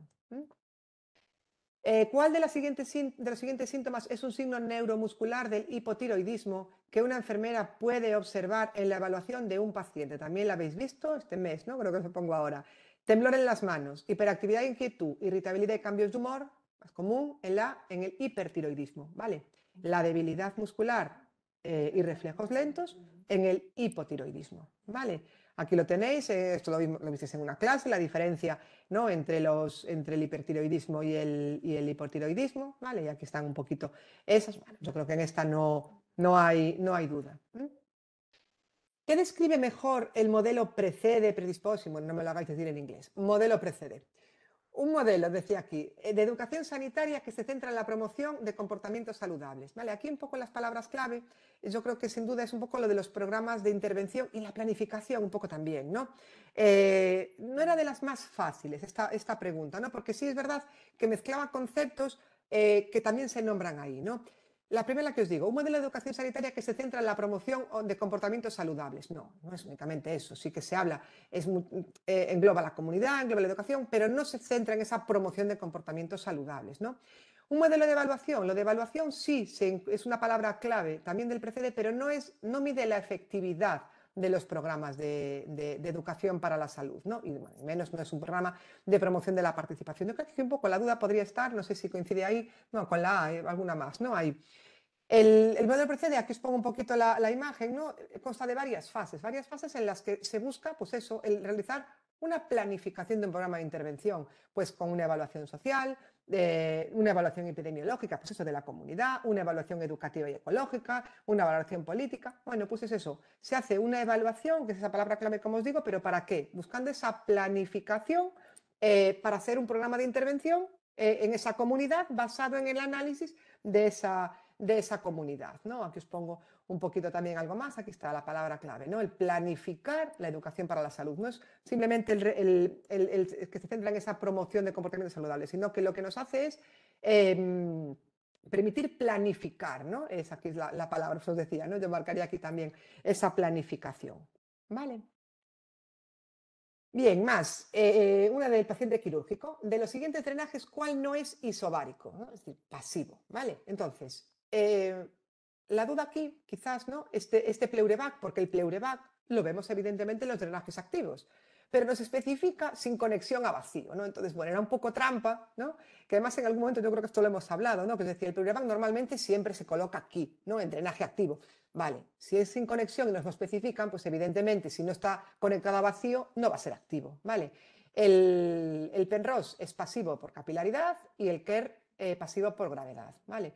Saratoga, además, no es de los más utilizados ni mucho menos, las imágenes que os ponía siempre os decía de los 4 primeros, pero os nombraba también estos dos que también a veces caían, ¿no? Es el Shirley o Saratoga y el Abramson, ¿vale? Entonces, bueno, sin duda aquí sería este el que no es isobárico porque es un drenaje activo. ¿Vale? Los profesionales de enfermería deben estar alerta ante las situaciones desadaptativas del paciente hacia la hospitalización. ¿Cuál de las siguientes características no corresponde al rol del buen paciente? Bueno, aquí habéis acertado muchísimo porque yo creo que aquí no hay duda, ¿no? Tenemos los dos, el rol del paciente bueno y el rol del paciente malo, ¿no? El rol del paciente bueno, que aunque a priori sí puede parecer ideal, ¿no? Sí es verdad que se acaba cumpliendo mucho en pacientes pasivos, que pueden tener más problemas para adaptarse post-enfermedad y demás, pero ¿cuál es el rol del paciente malo? Yo creo que aquí la palabra que nos sale tal cual, y lo tenemos claro, es lo de paciente demandante, ¿no? Que eso se pone a veces. Paciente muy demandante. ¿Eso qué quiere decir? Pues eso, que solicita información constantemente, más irritable, rebeldía contra el sistema, conductas autodestructivas, críticas, quejas, ¿no? Ese paciente demandante, pues es eso, es que solicita información constantemente, ¿vale? Entonces, esa es la que no se corresponde con el rol del buen paciente, que es el rol del paciente malo, ¿vale? En relación con la violencia de género psicológica, señale lo correcto. Es la otra pregunta que cayó del tema nuevo de género que se añadió este año. Y bueno, una fue la de la tubería que gotea, y en esta, bueno, era más fácil, habéis acertado casi todos, ¿no? Aquí todas son correctas. Dice que es una conducta intencionada y reiterada en el tiempo que atenta contra la integridad psíquica de la mujer y contra su dignidad como persona. Esta diapo os la puse no exactamente, yo no os di el tema de género, pero lo vimos en la píldora que vemos del maltrato en el anciano, os ponía el maltrato psicológico, ¿no? Que viene siendo lo mismo, ¿no? Y es eso, atenta contra la dignidad y el respeto de la autonomía de la persona, ¿no? Engloba, pues eso, amenazas, insultos, humillaciones, vejaciones, ¿no? Que decíamos aquí, y es la única que se puede infligir aisladamente, aunque está presente en todos los tipos de violencia contra la mujer, ¿vale? Entonces, bueno, sin duda aquí, pues esto todas son correctas. Bueno, una de Berta. En cuanto a la prueba de la tuberculina, que habéis machacado muchísimo todo esto, ¿no? En el tema de infectos, sí, ¿no? Nada, creo que tampoco era muy complicada, ¿no? Dice, ¿se hará en tejido subcutáneo? No, intradérmica, ¿vale? El mejor lugar de inyección es la cara posterior del brazo. Yo creo que esto ya no lo sabemos, ya lo tenemos muy interiorizado, ¿no? Cara anterior del brazo. Y la lectura del resultado entre 48 y 72 horas. 24 horas, no, vale. ¿Y qué dije? Ah, bueno, sí, vale, pero además en la cara anterior, vale, sí. Antebrazo, sí, aquí lo pone, anterior del antebrazo. Con lo cual, la correcta, pues esta, necesitaremos PPD RT23, ¿vale? De estas hemos visto muchísimas preguntas también, ¿vale? Y bueno, ya que está, mira, la habéis visto en la clase de repaso de este tema, también habéis hablado un poco de todo esto. Las que yo nos di se me despistan, por eso las metemos aquí, ¿vale? Nada. Bueno, esta, que también a priori podría parecer muy liosa y decir que nos preguntan aquí, no tenía mucha complicación, ¿no? Dice, la planta de urología está ingresado un paciente diagnosticado de tumor renal avanzado y se operará mañana.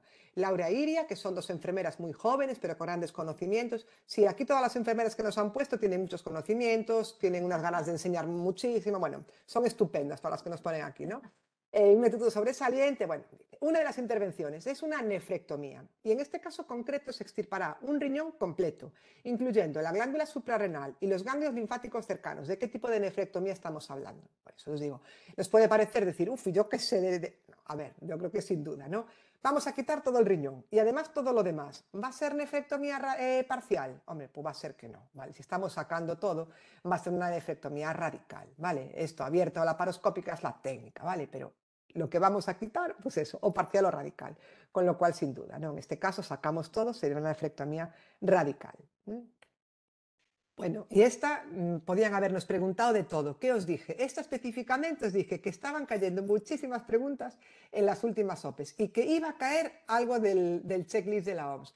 Lo desmenuzamos, os puse un montón de preguntas para saber cuál era en cada parte, ¿no? ¿Qué es lo que se hacía antes de la inducción? ¿Qué es lo que se hacía antes de la incisión cutánea? ¿O antes de que el paciente salga de quirófano? ¿Qué nos han preguntado? Pues vamos, lo más fácil, pues cuántas fases hay. Con lo cual, después de machacar tanto cada uno de los apartaditos, creo que sin duda sabíamos claramente que eran 3 fases, ¿no? Es antes de la inducción, antes de la incisión o antes de la salida de quirófano, ¿no? Las demás además nos pone 5. Bueno, yo creo que un regalito para los que hemos estudiado mucho, ¿no? Pues ya está. Que yo me incluyo con vosotros también, ¿eh? Como si hubiera estudiado igual que vosotros. Bueno, también, muy fácil, ¿vale? La pirámide de Maslow la hemos visto por activa y por pasiva, y además lo mismo, la hemos machacado con los ítems, hemos visto cuál es el orden, cuál va de arriba, cuál es abajo, para que, de todo, ¿vale? ¿Qué nos preguntan simplemente? Pues cómo se llama la pirámide que utiliza esos 5 niveles para las necesidades del ser humano, ¿vale? Entonces, bueno, yo creo que es de las que tienen un mayor porcentaje de aciertos de todo el examen, ¿vale? Esa pirámide más, los pongo aquí para qué son las otras. La pirámide de Kaiser, que nos hubiera gustado que hubiera caído, porque del tema de crónicos, ¿verdad? Es lo que os dije que era lo más importante, ¿no? Quizás era lo más evidente que podía caer. Pues la pirámide de Kaiser, con todo lo que nos la hemos aprendido, pues no ha caído, pero bueno, nos la han puesto aquí, que nos podía servir un poco para descartar si había alguna mínima duda, ¿no? ¿Cuál de las siguientes opciones es una ventaja de la atención domiciliaria en la atención primaria? Bueno, hay más de una de la atención domiciliaria y todas muy fáciles, muy de sentido común. Ya os lo decía, cuando veíamos este tema os decía que para mí era uno de los temas más fáciles del temario, es uno de los temas más cortos y también os decía que además las preguntas que nos caen en atención domiciliaria suelen ser muy de perogrullo, ¿vale? Son de las más asequibles, ¿no? Entonces, bueno, yo creo que no había duda, ¿no? Va a tener menor costo para el paciente, menor exposición a infecciones nosocomiales y menor riesgo de aislamiento social. Vale, entonces nada, sin duda estas son falsas, mayor comodidad y familiaridad para el paciente, mayor, mirad, 90 y casi 96% de aciertos esta, ¿no? Pues otro regalito, ¿no?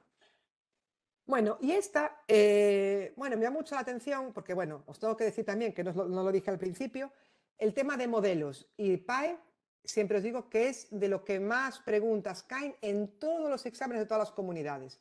A ver, de este tema al final han caído creo que 4 preguntas, que es una miseria para lo que suele caer. Pero además no ha caído nada de modelos de verdad, quiero decir. Aquí nos habla de Virginia Henderson, pero no estamos hablando de los modelos típicos y clásicos.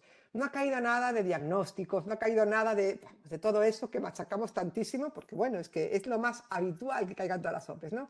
Pues nos han puesto esta, que a priori decimos, pues para una que cae no tengo ni idea. Era una pregunta muy de técnica test, ¿vale? Muy de razonar, ¿eh? Y de que, aunque no nos suene, porque de primeras, de hecho, mirar, un 40% que ha quedado en blanco, ¿vale? Porque es verdad que yo no lo conocía específicamente, además, este modelo, ¿no? Es algo muy rebuscado. Pero nos daban una pista muy importante. Nos ponía un montón de cosas que al final dice, indica el acrónimo. Nos dice el acrónimo. Entonces, si nos dice el acrónimo, ¿qué va a ser? Pues vamos a buscar qué es lo que busca de manera holística este modelo. Pues mirar, actividades de la vida diaria del paciente, resultados esperados, intervenciones de enfermería, autocuidado, documentación, necesidades básicas y análisis de la información. Mirar, Ariadna. La clave estaba ahí, ¿vale? Esto es lo que os digo a veces que... Este modelo fue presentado en el Congreso Nacional de Hospitales en el 2019. Mirar, pues mirar. Muy reciente y muy... Pues bueno. No sé si lo han oído. Sí, ay, no lo sé. ¿Habéis oído? Sí, que cayó en el Congreso de Hospitales del 2019. Se presentó este modelo.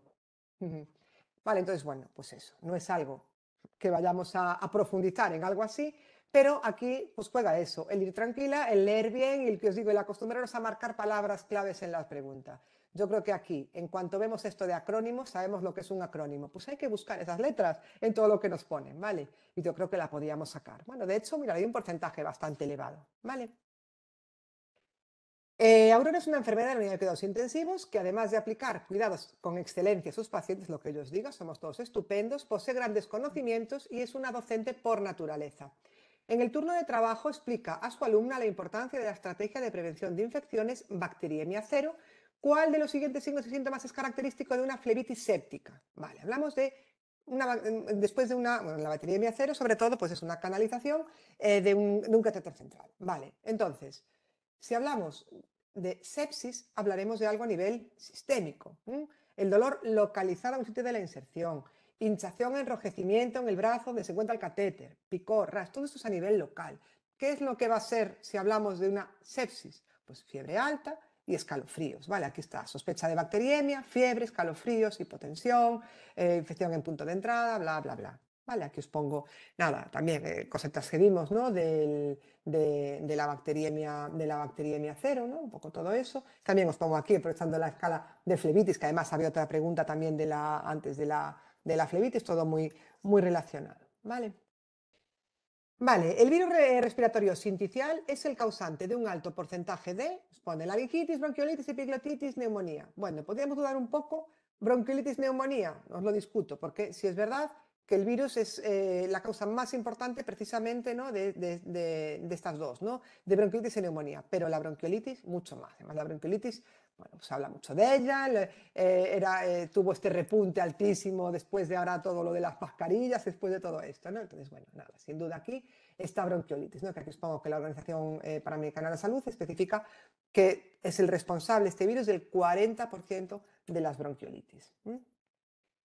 Según la teoría de Charles Horton Cooley, ¿cuál de los siguientes elementos es una característica de los grupos primarios? Mirad, esta es una de las preguntas más, más falladas, es que sin contestar ha quedado un alto porcentaje, ¿no? Bueno, pensar un poquito, ¿no? Tenemos dos grupos. Bueno, si hablamos de primarios, hay primarios y secundarios. Bueno, aquí os pongo un poquito esa tabla para que nos quede aquí claro y que veamos que esa sin duda es la correcta, ¿no? El grupo primario pues se basa en el cariño, en el afecto, tiene una duración de mucho tiempo, son los miembros que forman ese grupo son pocos y la comunicación entre el grupo primario es personal, cercana, cara a cara, es muy habitual, pues eso en la familia, ¿no? Sería lo más habitual. En cambio, el secundario se basa en intereses y objetivos compartidos, puede durar poco más tiempo, pueden ser muchos miembros. La comunicación no siempre es personal, puede ser indirecta, es la que se crea, por ejemplo, pues con los compañeros de trabajo, un grupo político, ¿vale? Entonces, ¿cuál sería aquí la característica? Pues que los miembros comparten una relación íntima y personal, ¿no? Tienen una estructura jerárquica, son grandes en tamaño, amplia gama de miembros, propósito específico, limitado en el tiempo. Esto sería de un grupo secundario, ¿vale? Y os pongo también, este autor sí que os lo ha nombrado Berta, ¿no? En algún simulacro me comentaba, ¿no? La teoría del yo, del espejo de Cooley, habla sobre la autoestima, además, bueno, es un autor que sí que hemos comentado, ¿vale? A continuación se nombran alteraciones en el recién nacido. 3 de ellas son fisiológicas, pero otra es patológica. Señale cuál. Bueno, como mucho, yo estaría entre dos, de primeras, ¿no? Porque fijaros, nos ponen aquí cefalohematoma y el caput sucedáneo, ¿no?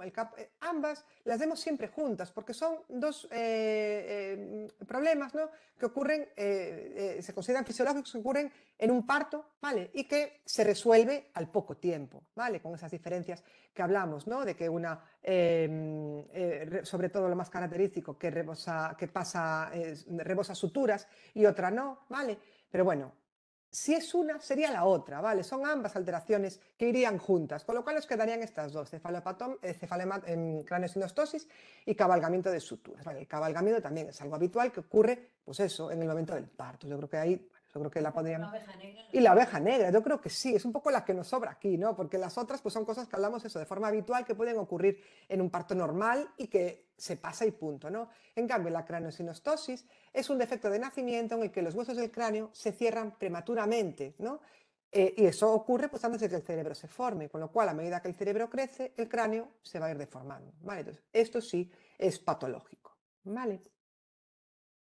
Bueno, y esta la vimos literal también en clase, la pregunta esta, ¿no? Cuando el entorno que rodea a la persona no acepta el duelo, de esta estamos hablando de duelo, bueno, lo vimos, os puse ejemplos además, ¿no? Que es el desautorizado, ¿no? El entorno que nos rodea no acepta el duelo, ¿no? Que además os decía que a la larga, pues que todos los duelos acaban siendo desautorizados, ¿no? Porque llega un momento en el que todo el mundo a nuestro alrededor pues ya empieza a pensar que esto tendría que haberse superado, ¿no? Decía que, bueno, aparte de eso, ¿no? Y luego, bueno, otros duelos, ¿no? Que la sociedad a veces pues no ve o no entiende, hablábamos de los abortos espontáneos, ese tipo de cosas, ¿no? Entonces, bueno, yo creo que es esta, la habéis tenido que acertar. Además, la hemos visto la pregunta así también que ha caído en otras OPEs, ¿no?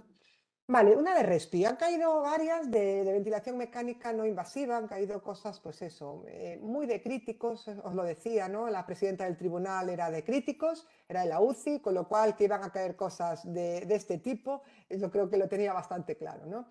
Dentro de las modalidades de ventilación mecánica no invasiva, en el modo BiPAP, es cierto que, bueno, también yo creo que se podía sacar. Vamos a ver. Primero, aquí nos dice, se programa una IPAP y aquí solo se programa una IPAP. Con lo cual, ya para empezar, estamos entre una de estas dos mínimo. Tendríamos que tener un poco clara esta de aquí, ¿vale? Modo BiPAP, pues ya nos lo dice. Bi, ¿no? Son dos presiones, lo veíamos, ¿no? Presión al final de la expiración, esa EPAP, junto con esa presión de soporte en esa inspiración, que es la IPAP, ¿vale? Entonces, la A la tenemos clara. La C también es correcta, ¿vale? Porque el modo CPAP, ¿no? En el que se utiliza solamente esa presión positiva continua durante todo el ciclo, es la que se utiliza en la insuficiencia respiratoria hipoxémica, ¿vale? En el edema agudo de pulmón, por ejemplo, o en el SAOS, es la típica mascarilla, ¿no? Que utiliza el paciente por la noche, ¿no? Con este síndrome, ¿no? La BiPAP se utiliza en casos, pues, por ejemplo, la exacerbación del EPOC, ¿no? Y se utiliza en la insuficiencia respiratoria hipercápnica, ¿vale? Entonces, pues serían A y C son correctas, ¿vale? Aparte de la técnica TEST, que os decimos mucho, ¿no? Que teniendo clara esta, cuando hay una de A y C, bueno, pues podemos a veces tirar más, a veces por ahí, que no se cumple siempre, ¿no? Pero bueno, podemos tirar por ahí, si tenemos esa duda. Son datos de sepsis meningocócica y nos ponía fiebre, escalofríos, malestar y postración. Yo creo que esta la teníamos clarísima, ¿no? Luego ponía síndrome de Waterhouse-Friedrichsen o hipotermia y arritmias ventriculares. Bueno, teniendo esta clara, la C ya la descartamos sin duda, ¿no? Entonces, ¿cuál puede ser la duda? En que si solo es la A o la B nos han metido aquí esto, que a lo mejor no teníamos ni idea de lo que era y se nos han querido meter doblada o no. Bueno, pues sí que es, ¿vale? Es un dato de sepsis meningocócica este síndrome, ¿no? Es un síndrome que se caracteriza pues por una hipotensión rápidamente progresiva, que induce un shock circulatorio, una CID asociada a púrpura y muy característico esa necrosis hemorrágica suprarrenal masiva, ¿no? Bueno, entonces eso, causada catastrófico, sí, ¿vale? Y además rapidísimo, o sea, de una forma fulminante, ¿vale? Entonces, bueno, este síndrome sí es un dato de una sepsis meningocócica, puede ser, con lo cual ahí ve, son correctas, ¿vale? Bueno, aquí me encanta esto, fue Berta aquí con esta risa, porque no me digáis. Vamos a ver. Han puesto un tema nuevo, ¿eh? Tema de cronicidad. Que bueno, para los que ya habéis hecho más de una oposición, habéis tenido que empezar un poco más de cero, ¿no? Es un tema nuevo. Todo lo que nos podían preguntar, ¿no? De la estrategia gallega, y nos preguntan esto. Además, esto lo vimos, ¿no? Los objetivos, mirad, esta es la diapo que os ponía cuando empezábamos la estrategia, ¿no? Eran evitar la progresión de la cronicidad, mantener o mejorar el estado funcional del paciente, mejorar la satisfacción y la implicación de los profesionales responsables. Bueno, son todos esos objetivos que vimos de forma literal. Nos podrían haber puesto uno que nos despistara un poco, pero no, nos ponen coordinar la asistencia para disfrutar de los viajes del inserso. Bueno, a ver, por el amor de Dios. Y aún así hay alguna persona por aquí que veo que ha marcado alguna otra. Bueno, yo creo que esta no la vamos ni a discutir, ¿no? En fin, bueno. Vale, otra de ventilación mecánica, ¿no? En este caso invasiva y sí, con estas letras que os decía que a veces varían un poco, que nos liamos y demás, pero que esto lo hemos visto, ¿no? Esta imagen, ¿no? Que era además una infografía de Creative Nurse, que siempre digo que me gusta mucho cómo las pone, os ponía directamente esta, ¿no? Nos decía cuál es el modo VC-CMV, ¿vale? El CMV es el modo controlado, ¿vale? Veíamos la CMV, veíamos el sincronizado, que era el SIMS, veíamos la espontánea. Entonces, CMV es la ventilación mandatoria controlada, sin duda, ¿vale? No va a ser ni la intermitente, ni va a ser la espontánea, ¿vale? Que poníamos ahí la CPAP y demás, ¿no? Entonces, está claro que va a ser la asistencia total. La duda, si es por presión o es por volumen. Vamos a ver, lo miramos aquí, VC, ¿vale? Cuando es controlada por presión es con la P. Controlado por volumen, pues es la V, no tiene más. Controlada por volumen, controlada por presión, ¿vale? Además os lo ponía aquí, ¿vale? Puede ser tanto por volumen como por presión, ¿vale? Entonces, bueno, sin duda aquí, pues esa modalidad controlada por volumen, ¿vale? Bueno, esta, de hecho, mirad, fue la que menos, yo creo, ¿verdad? La de menos aciertos, ¿vale? Y de hecho, con esta, muy poquitos. Esta fue a pillar, absolutamente, ¿vale? Porque es, bueno, una estrategia que evidentemente muy específica, de una enfermedad muy particular, ¿vale? Y donde además la respuesta falsa era también muy rebuscada, ¿no? Mirar, nos hablaba del proceso asistencial integrado de la esclerosis lateral amiotrófica del SERGAS, ¿vale? Y nos decía qué es lo que no incluye. Bueno, os hemos puesto aquí lo que viene en el protocolo, ¿no? Que lo hemos buscado de forma literal. Mirad, esto lo especifica así, ¿no? Garantizar que las personas con sospecha fundada de ELA tengan una consulta en los servicios de neurología en menos de 15 días, ¿vale? Tal cual, ¿vale? Se especifica aquí.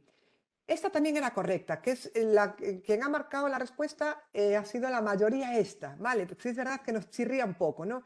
Animar, parece que lo de animar como que suena raro, ¿no? A la realización del documento de instrucciones previas, siempre antes de alcanzar la fase de enfermedad crónica avanzada, bueno, lo especifica de forma literal, ¿vale? Aunque aquí lo hemos querido subrayar y se nos ha quedado un poco tachado con esa versión aquí, dice literalmente esto, ¿vale? Además dice que la información sobre la existencia del documento de instrucciones previas lo puede ofrecer cualquier profesional, ¿vale? Esta es correctísima también.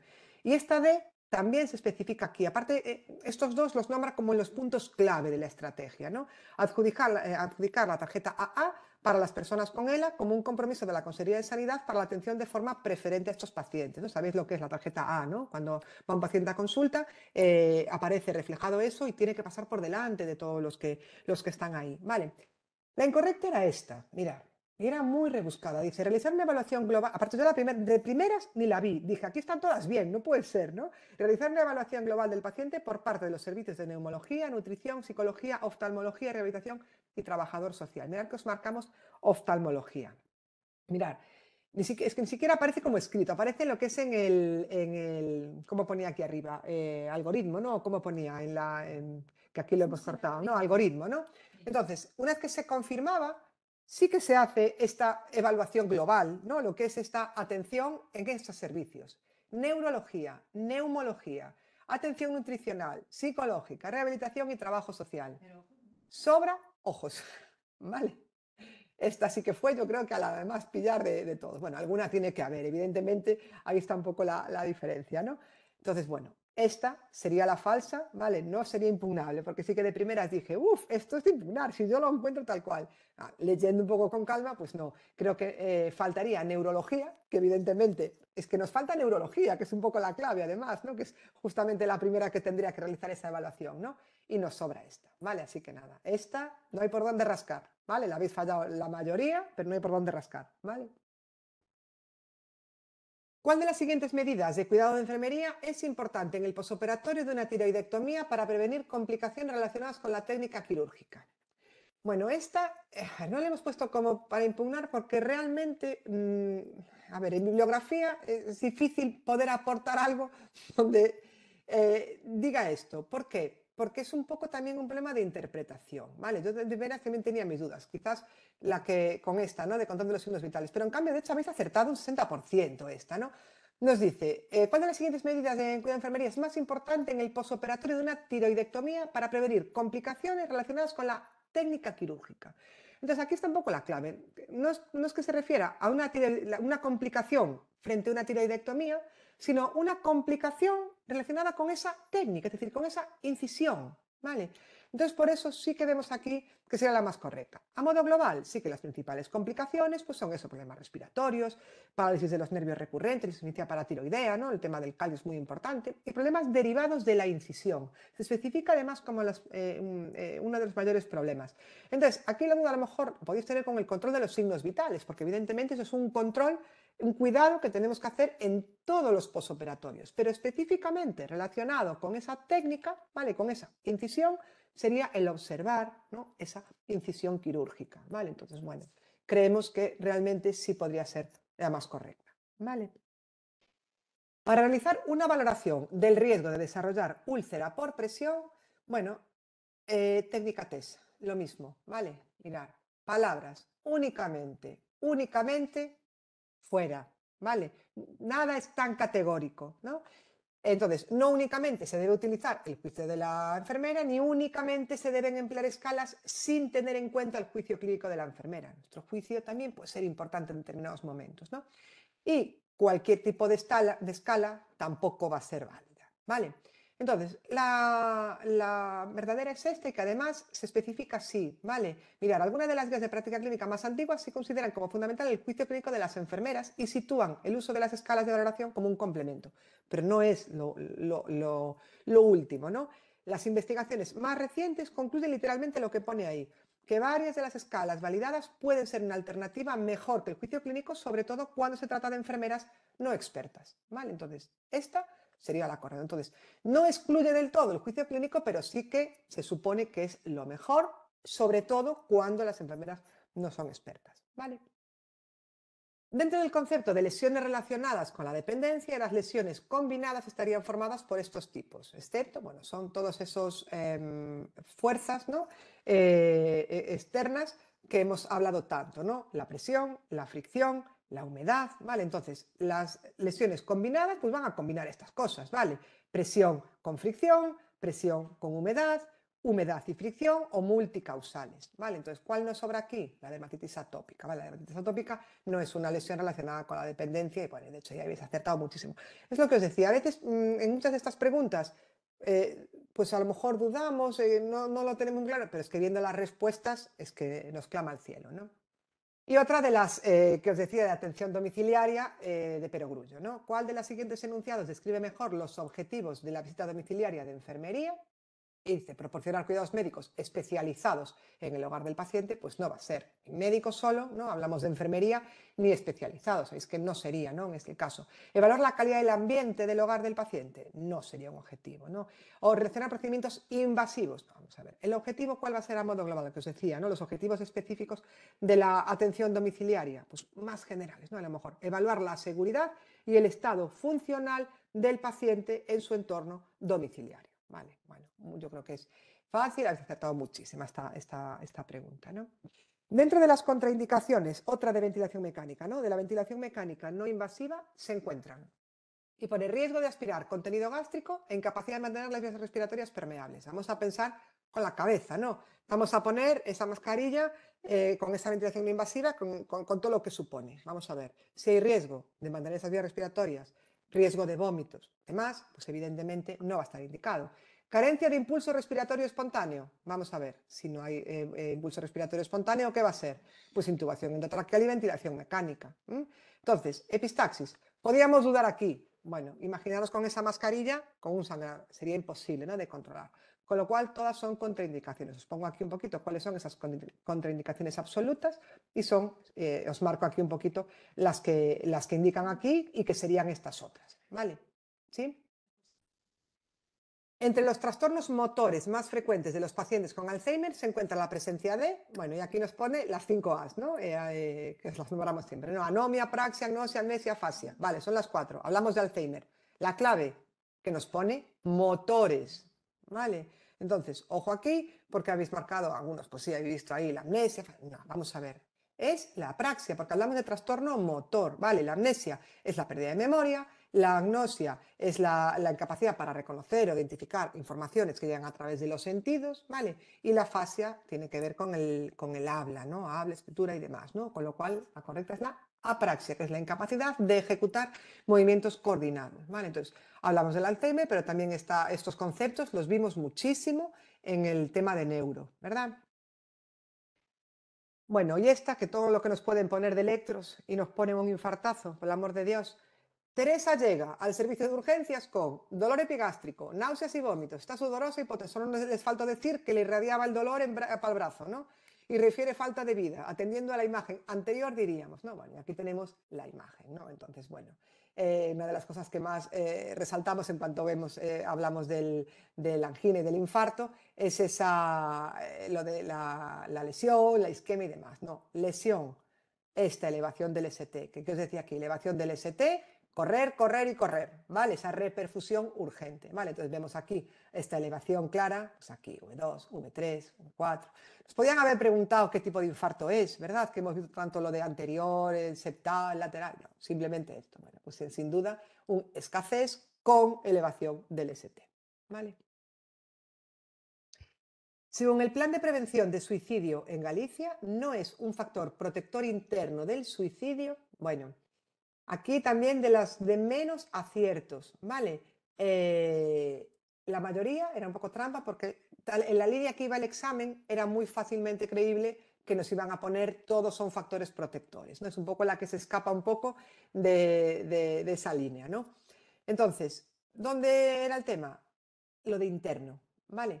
Porque todos eran factores protectores, ¿vale? Pero no todos eran internos. Mirad, factores internos o personales, habilidad en la resolución de conflictos o problemas, confianza en uno mismo, habilidad para las relaciones sociales e interpersonales o capacidad de adaptación frente a situaciones adversas. En cambio, los externos o sociales es el apoyo familiar y social, no solo la existencia de apoyo, sino su fuerza y calidad, integración social, el poseer creencias y prácticas religiosas, espirituales o valores positivos, o la accesibilidad a los dispositivos de salud. Estos serían externos. Una pregunta muy trampa, porque en otras en las que dudáis, ¿no?, pues dejáis en blanco. Pero en esta, al haber todas son correctas, la tendencia es a marcarla, ¿vale? Entonces, bueno, pues ahí está un poco la trampa, ¿vale? La diferencia entre internos y externos, ¿vale?